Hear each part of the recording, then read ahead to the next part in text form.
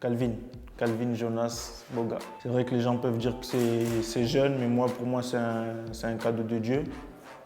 Et je ne serai jamais reconnaissant et je suis très fier d'être papa aujourd'hui. Je ne vais pas le forcer, mais après, c'est sûr que dès petit, je vais lui mettre un ballon dans les pieds, ça c'est sûr. Quand j'étais petit, j'ai jamais, enfin, avant j'avais des idoles, c'était plus Ronaldo, le Brésilien, Messi. Mais maintenant, j'ai plus trop d'idoles. J'admire beaucoup les joueurs, mais j'ai plus d'idoles parce que j'ai grandi en étant petit de ne pas avoir d'idole, qu'on devait avoir que Dieu comme idole et pas adorer un autre humain.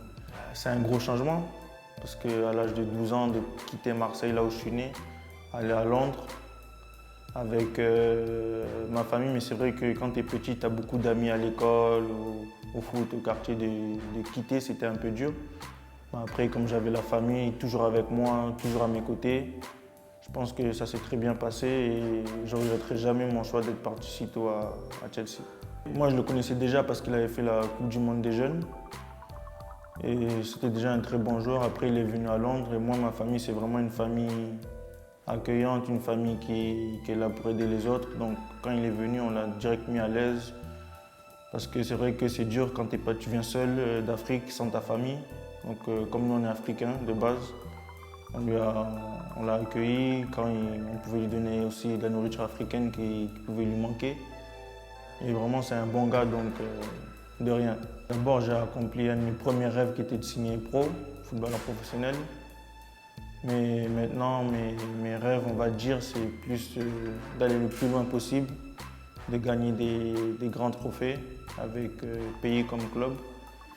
Et vraiment de prendre du plaisir sur le terrain et de donner plaisir aux gens qui m'ont supporté depuis tout petit et surtout aux fans qui me regardent ou qui regardent le club où je joue, de leur donner du plaisir en me donnant du plaisir sur le terrain.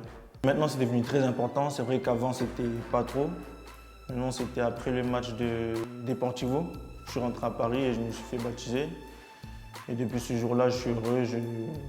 Vraiment, je sens que Dieu fait beaucoup de choses dans ma vie et je ne serai jamais reconnaissant pour ce qu'il fait. C'est vrai qu'avant, j'écoutais beaucoup de rap français, mais maintenant que je me suis baptisé, j'ai donné ma vie à Dieu, j'écoute plus de l'adoration, des chansons de Dieu. Avant les matchs surtout. Mais après, quand je suis dans le vestiaire, j'écoute la musique du vestiaire. Sinon, quand je suis à la maison ou avant les matchs, j'écoute la musique de Dieu.